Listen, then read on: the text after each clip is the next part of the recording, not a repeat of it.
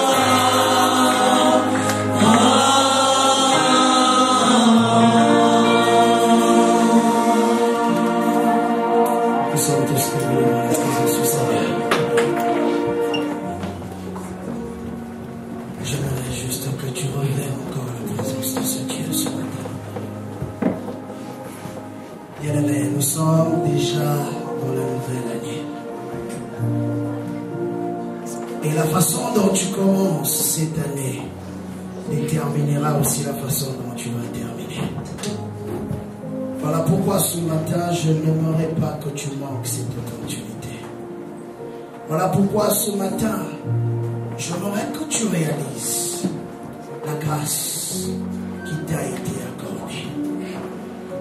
Et ce matin, si tu dois prendre une décision, bien-aimé, c'est le temps de le faire.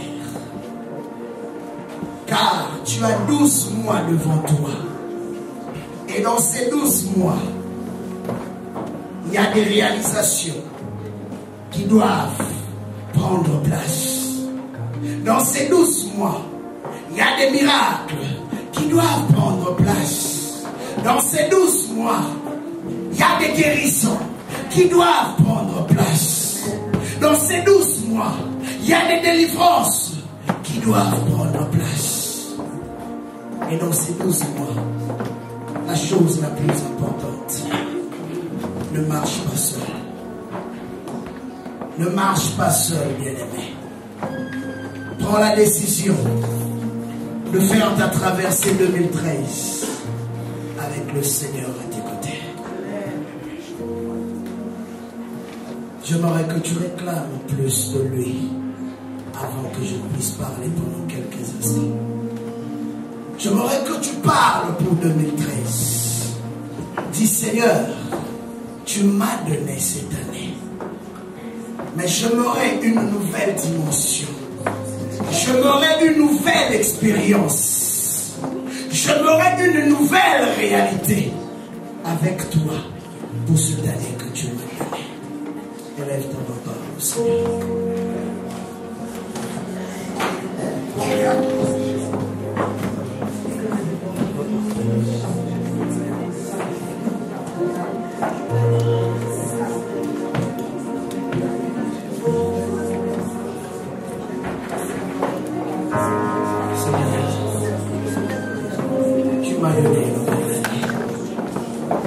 Une nouvelle expérience, une nouvelle opportunité. C'est pourquoi je prie ce matin que cette année soit l'accomplissement de tes promesses de ma vie, soit l'accomplissement de ce que tu m'as dit. Que je vive ta gloire comme jamais auparavant. Que je vive une expérience nouvelle avec toi. Introduis-moi dans un nouveau voyage avec toi. Par le nom puissant de Jésus, que nous avons ainsi prié en Dieu grâce. Nous disons tous Amen. Alors je voudrais que tu acclames le Seigneur.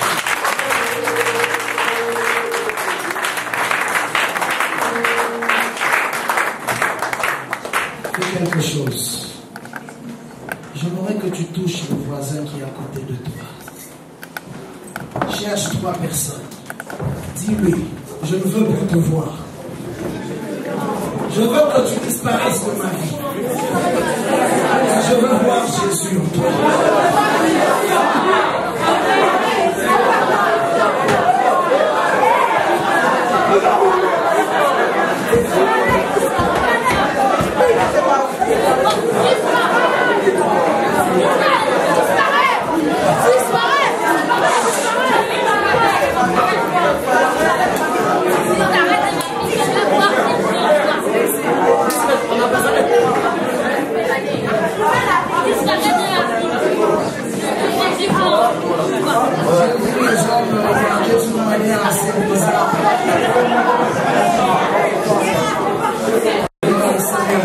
Alors, sans plus tarder, nous allons prendre la Bible dans le livre de Luc chapitre 7. Nous lirons à compter du verset 11 jusqu'au verset 17. Et puis après, nous allons parler pendant quelques minutes. Et après, nous allons prier.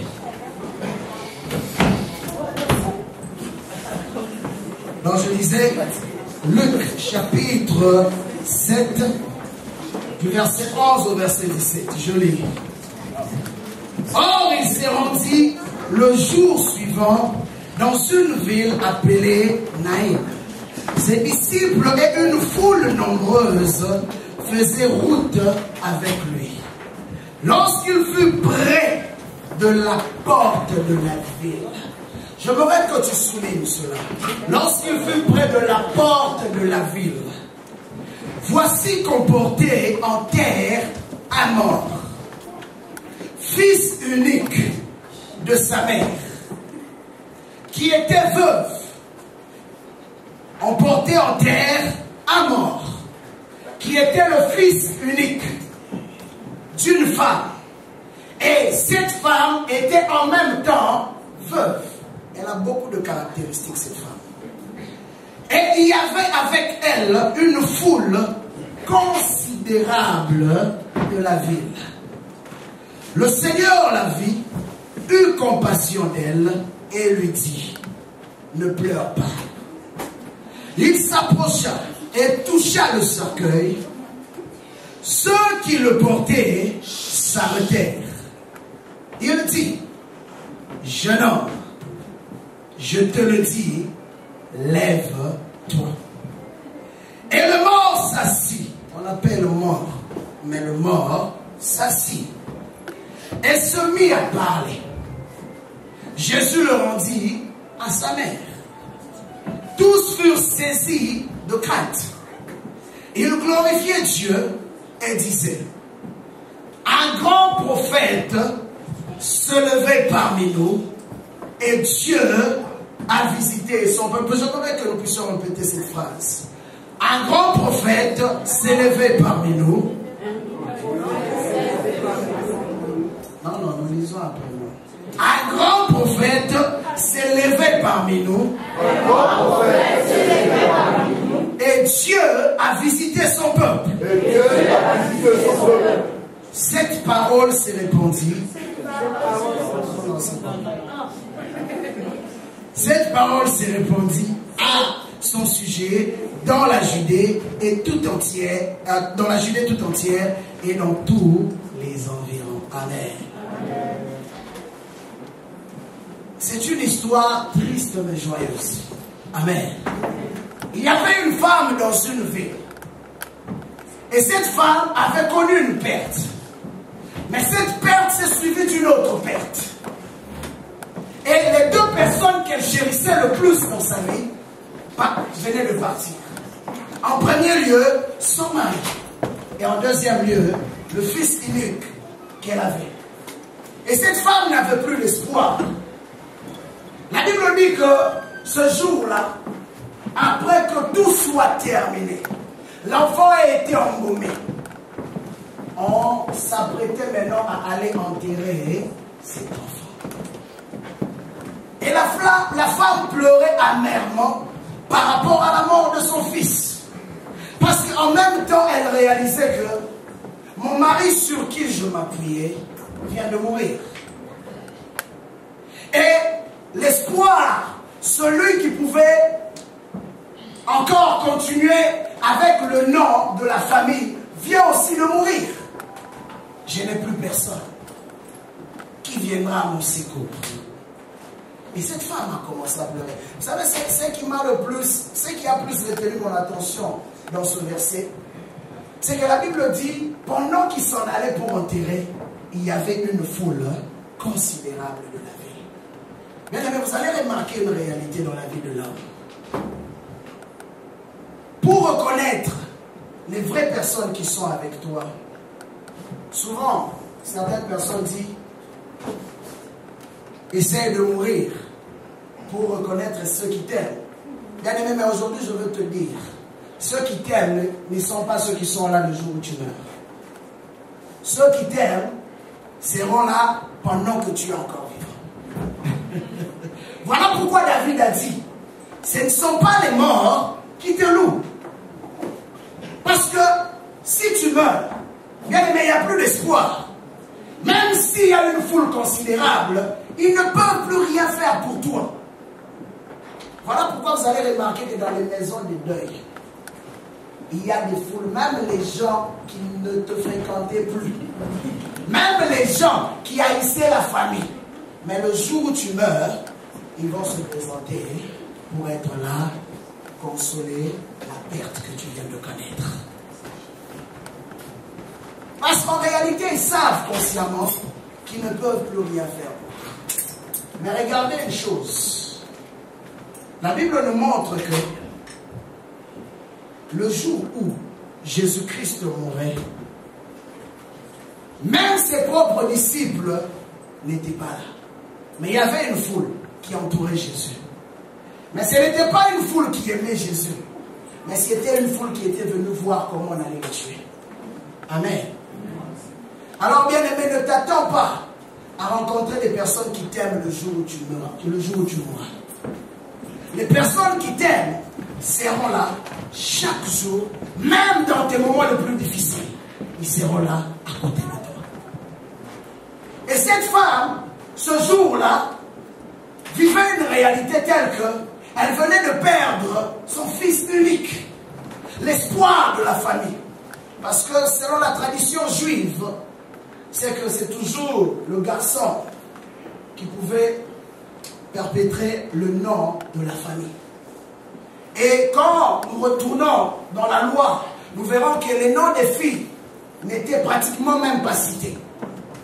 Parce que selon eux, selon la tradition qui leur avait été donnée, on parlait seulement des garçons.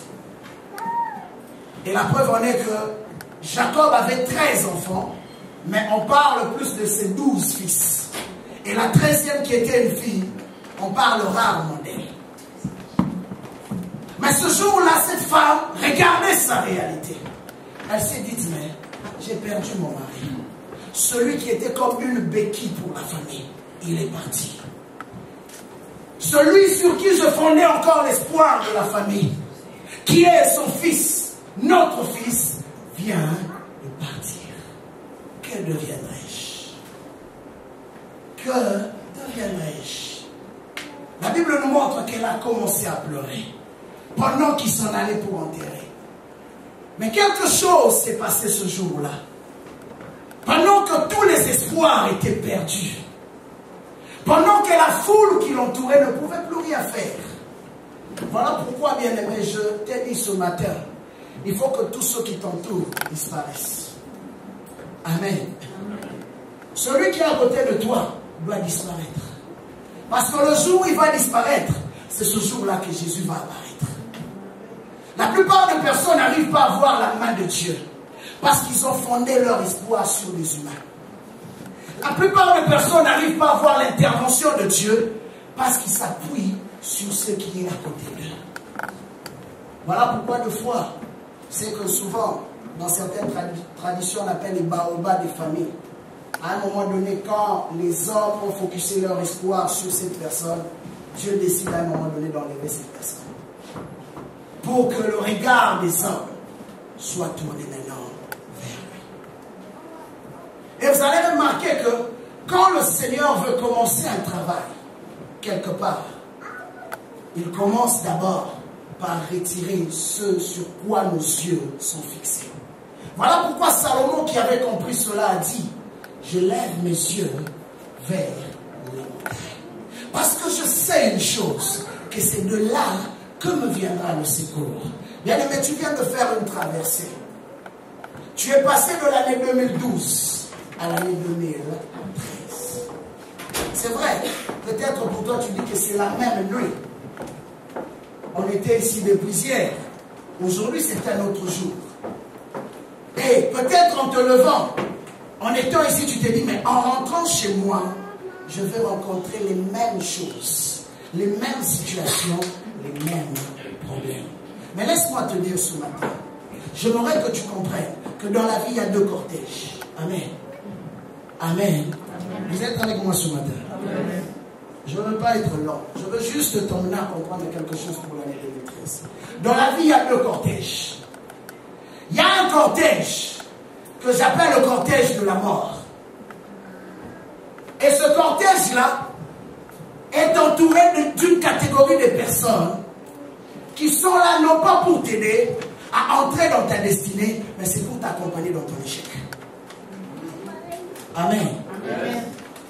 Voilà pourquoi tu vas remarquer que les vrais amis dans la vie, il n'y en a pas beaucoup. Amen. Amen. Le jour où tu vas réussir, c'est le jour où tu vas comprendre qui t'aime. On voit aujourd'hui dans certains pays du monde, qu'on appelle les pays du tiers-monde, où quand l'un réussit, tout le monde devient jaloux et on est même prêt à l'empoisonner. Pourquoi? Parce qu'on n'accepte pas que l'autre réussisse dans sa vie. Mais tu vas voir que même la personne qui l'a empoisonné, le jour où il va mourir, il va se présenter à son deuil. Il va peut-être même pleurer. Et peut-être même c'était celui avec qui tu mangeais pendant tes heures de lunch. En disant que celui-là c'est mon ami. En tout cas celui-là c'est mon pire. Mais réellement, comme on le dit c'est mon pire, il est vraiment pire. Parce qu'il n'y a qu'un seul ami. Un seul ami. Voilà pourquoi j'aimerais que 2013, bien aimé, tu fasses une chose avec moi. Que tu te détournes de ton regard, de tous ceux qui étaient à côté de toi. Parce que aussi longtemps que ton regard sera tourné vers ceux qui sont autour de toi, bien aimé, la sémence que tu portes mourra. La femme avait la foule, mais la sémence était déjà morte. Et la foule ne pouvait rien faire pour la sémence. Cette sémence qui lui avait été laissée par son mari. Mais regardez qu'un jour, pendant qu'il s'en allait pour aller enterrer la sémence, il y a un homme qui a fait son entrée. Mais il n'est pas venu seul. Il est venu avec un autre cortège. Amen. La femme était accompagnée du cortège de la mort. Mais ce jour-là, gloire soit rendue à Dieu.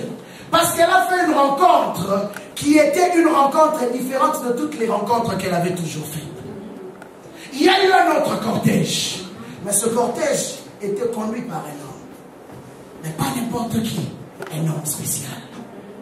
Jésus-Christ de Nazareth. Et celui-là, le cortège que lui dirige, c'est dans ce cortège-là que se trouve la vie. La femme pleurait. Elle se posait la question, c'est quoi mon avenir? Oui, tu es entré en 2013.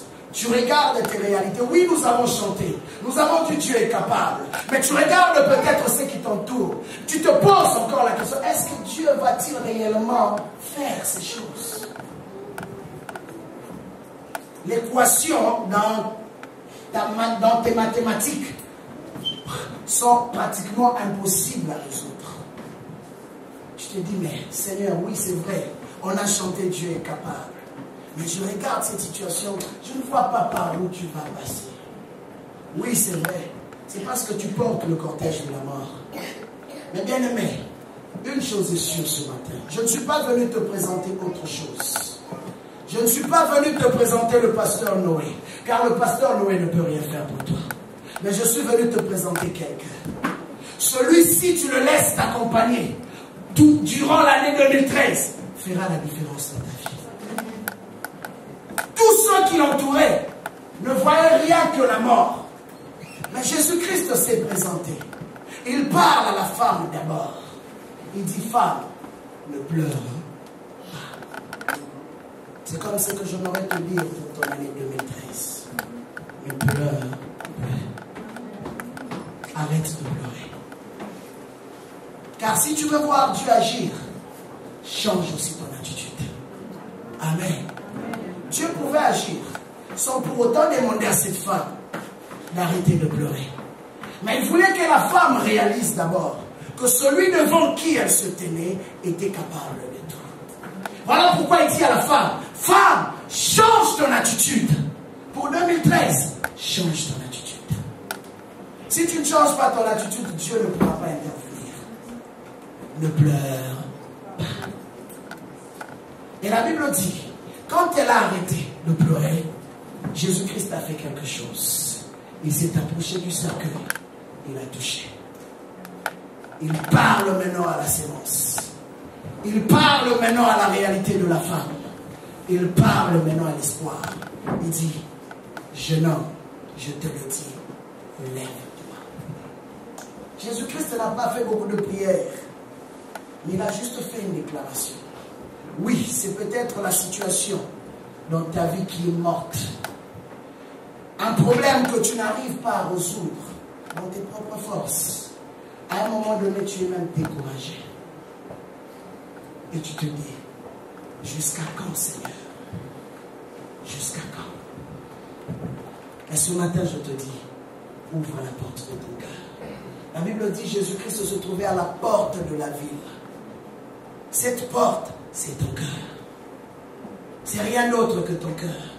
Parce que Dieu ne peut pas agir. Dieu ne peut pas intervenir si la porte de ton cœur n'est pas ouverte. Voilà pourquoi j'aimerais que pour 2013, la porte de ton cœur soit ouverte à l'action de Dieu. Car s'il y a des gens qui expérimentent le miracle chaque jour, s'il y a des gens qui expérimentent l'exaucement de Dieu chaque jour, bien aimé, tu fais partie de l'agenda de Dieu. Amen. Il n'y a pas de privilégié. La Bible dit Dieu ne fait exception de personne. Mais par contre, Dieu a répondu sa grâce. Et tous ceux qui ont eu accepté cette grâce bénéficient du privilège de cette grâce. De la même façon, cette femme, elle ne connaissait pas Jésus. Elle n'avait jamais vu Jésus. Comment tu peux me dire devant la mort de mon fils unique, ne pleure pas? Bien aimé, mais je te traiterai peut-être d'un fou. Ne pleure pas, je n'ai plus d'espoir. Mais Jésus lui dit, ne pleure pas. Mais regardez que cette femme, ne connaissant pas Jésus, a juste lui obéir. Voilà pourquoi Dieu parle à Saül. Il lui dit une chose, l'obéissance vaut mieux que le sacrifice. Quand Dieu te dit ne pleure pas, ne pleure plus, c'est parce qu'il sait qu'il va faire. Amen. La Bible dit la main de Dieu n'est pas courte pour agir. La main de Dieu n'est pas courte pour agir. La preuve en est que là où nos mains ne peuvent arriver, la main de Dieu intervient. Voilà pourquoi quand nous fléchissons nos genoux pour prier par rapport à une situation, Dieu débloque la chose de l'autre côté. Parce qu'en réalité, ce n'est pas nous qui intervenons, mais c'est la main de Dieu. Et il a dit à cette femme, arrête, change ton attitude. J'aimerais que tu entres avec cette pensée pour 2013. Change ton attitude. Amen. Dis à ton voisin, bien-aimé, change ton attitude. Tu as longtemps pleuré, oui. La situation était peut-être difficile, je te l'accorde. Mais change ton attitude.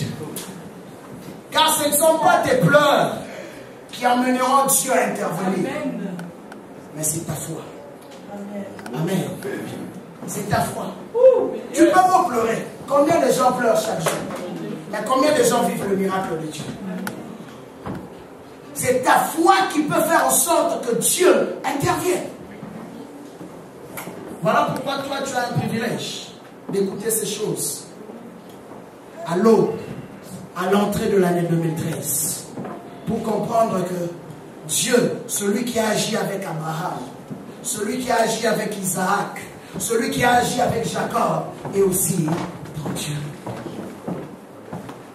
S'il a fait avec eux, il peut le faire aussi avec toi. Bien aimé, il n'y a rien qui soit impossible pour le Seigneur. Amen. Voilà pourquoi il dit que si tu crois en lui, bien aimé, tu seras capable d'opérer comme lui l'a opéré. Tu seras capable de vivre la dimension de Dieu sur la terre. C'est pourquoi à chaque fois que le disciple s'étonnait par rapport à quelque chose, il leur ramenait toujours au principe de la foi. Au principe de la foi. Car c'est ta foi. La Bible dit, mon juste vivra par la foi. Ce n'est pas par les œuvres, comme on nous a longtemps enseigné. C'est par la foi, bien-aimé. C'est par la foi qu'on est sauvé. C'est par la foi que nous croyons qu'aujourd'hui nous sommes enfants de Dieu. Et c'est par la foi que nous croyons que Jésus-Christ, qui était Dieu, est venu en forme humaine et est mort pour la rémission de nos péchés. C'est par la foi. Alors j'aimerais qu'en 2013, je puisse fonctionner avec la dimension de la foi de Dieu. Pas la foi des humains. Parce que la foi des humains, à un moment donné, va t'emmener à voir le mort qui est à côté de toi. Parce que la foule était là. Mais la foule n'a pas emmené cette femme à réaliser que Dieu pouvait faire quelque chose. Mais ils ont au contraire aidé cette femme à voir clairement qu'elle avait un mort à côté d'elle. Amen. Souvent quand tu veux faire quelque chose, tu vas remarquer toujours il y a des gens qui raisonnent trop. Et qui veulent te faire réfléchir même au-delà même du raisonnement. Tu penses vraiment? Est-ce que vraiment? Mais comprends ce matin que selon la science, cette personne qu'on allait enterrer ne pouvait pas ressusciter. La personne a été embaumée. Pratiquement, quand on expose le corps, c'est 3 à 4 jours. Ce qui veut dire que toutes ces cellules étaient déjà mortes. Mais c'est auprès de cette personne-là que Jésus-Christ est venu pour dire, jeune homme, lève-toi. Bien-aimés, ces choses dont je vous parle ce matin ne sont pas des fables. Et la question que je me pose, si Dieu a été capable de ressusciter quelqu'un dont les cellules étaient déjà mortes, à combien plus forte raison ne sera-t-il pas capable de ressusciter ta situation? Imaginez un peu. À combien plus forte raison ne sera-t-il pas capable d'intervenir dans ta réalité? Un mort a retrouvé la vie. Et toi qui es vivant, toi qui es vivante, qu'est-ce que Dieu ne peut pas faire?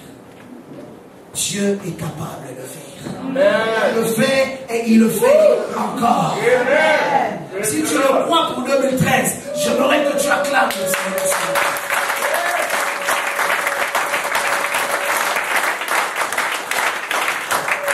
De la même façon qu'il a intervenu dans la vie de cette veuve, il peut le faire aussi pour toi. Peut-être tu es sans soutien. Peut-être que oui, tu regardes à côté de toi, tu dis, mais qui va me secourir? Bien aimé, tu as quelqu'un. Tu n'as pas besoin d'un homme. Tu as besoin de Jésus. C'est ça que j'aimerais que tu comprennes pour 2013. Tu as besoin de Jésus. Il y a un homme de Dieu aux États-Unis qui a dit, il dit, je peux être seul, mais avec Dieu, je représente la majorité. Alléluia. La preuve en est que la femme avait une foule, mais elle représentait la minorité. Mais ceux qui marchaient avec Jésus, ils pouvaient être 12, mais ils représentaient la majorité. La preuve en est que aujourd'hui, quand nous parlons même des actes des apôtres, ce n'est pas tous les apôtres dont nous parlons. Juste quelques-uns, nous ont été capables de bouleverser le monde entier. Jusqu'aujourd'hui, si nous avons reçu l'évangile, c'est juste à cause d'un petit groupe de personnes, mais parce qu'ils avaient Dieu. Si tu crois que tu as Dieu, si tu crois que Dieu est à tes côtés, bien aimé, j'aimerais que cette année soit une année où tu vas relever les grands défis. Pas juste où tu vas parler, pas juste où tu vas proclamer, pas juste où tu vas déclarer. Bien aimé, il est temps pour toi de voir la résurrection du Fils unique qui dort en toi. Amen. Abraham, pendant 25 ans, avait un fils unique qui était dans ses entrailles. Pendant 25 ans, il marchait avec cette pensée.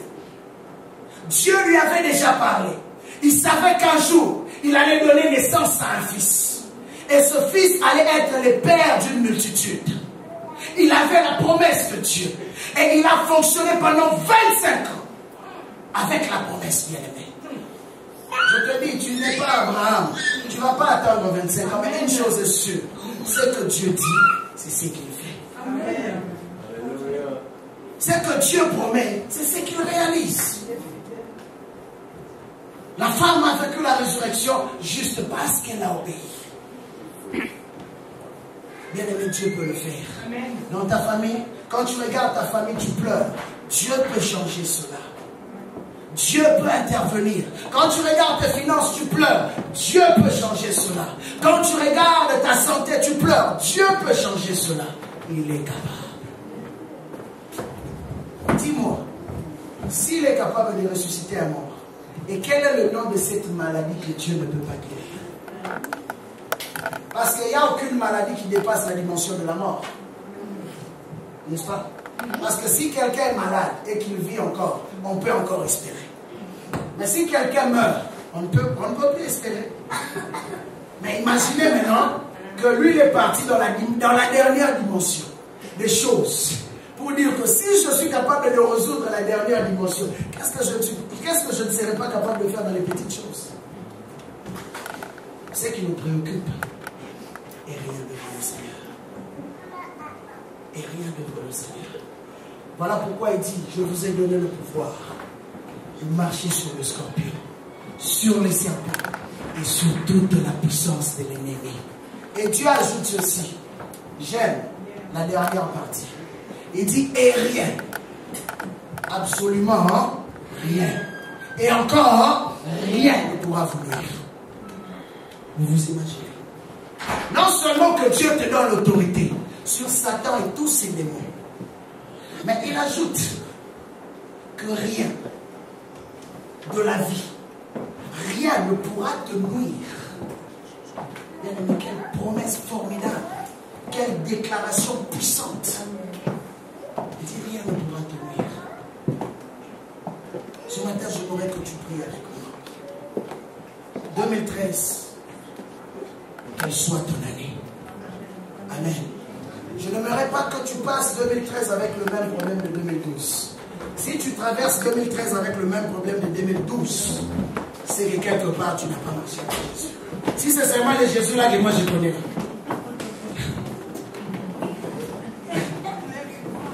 Je ne pense pas que tu traverseras 2013 avec le même problème. Amen. Parce que Dieu est le Dieu qui nous emmène d'une dimension à une autre. D'une expérience à une autre plus grande. Alors mets ton Dieu au défi. David devant Goliath, ne regardez pas la taille de Goliath, mais regardez au contraire la taille de Dieu. Il a dit à Goliath, oui tu viens avec toutes ces choses, ton armure, mais moi je viens avec le nom de l'Éternel. Israël avait peur de Goliath à cause de sa taille. Mais David a vu au-dessus de Goliath qu'il y avait quelqu'un d'autre qui pouvait le renverser, qui pouvait le terrasser. Et ce matin, j'aimerais que tu voies le Goliath de ta vie et que tu regardes Dieu qui est au-dessus de ton Goliath. Voilà pourquoi Salomon a dit, je lève mes yeux vers la montagne. Lève un peu tes yeux pour voir clair. Peut-être que tu n'as pas encore vu clair, mais lève juste un peu tes yeux, car Dieu est là au sommet. Il attend juste que tu le voies.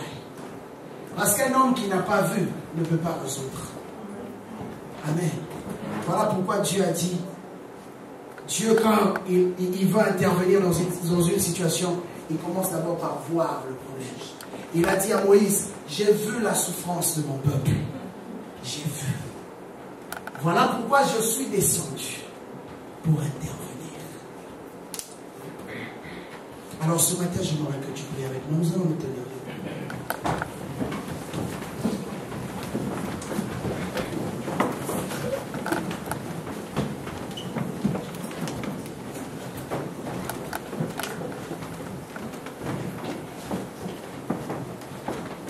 Nous voulons faire une prière sur lui.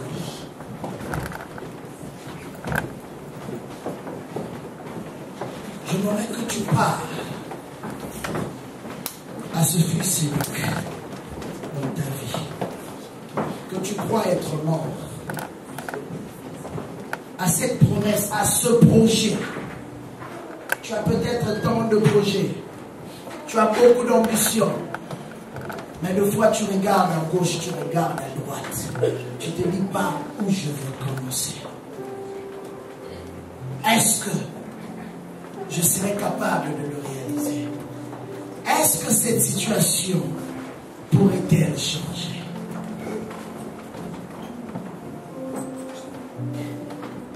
J'aimerais que tu pries avec moi ce matin. J'aimerais que tu ouvres ton cœur devant le Seigneur. Car il est le Dieu qui ressuscite les morts. Il est le Dieu qui guérit les malades. Il est le Dieu qui opère des miracles, des prodiges. Il va le faire pour 2013. Il va le faire, je te le garantis. Et j'ai déjà hâte de voir ces choses se réaliser. Moi je le crois. Je le crois. Parce qu'il n'a jamais trompé l'espérance du juste. que les hommes se sont appuyés sur lui, il ne les a jamais déçus. Tu peux faire de 2013 une année de délices. Une année de délices. Une année d'excellence.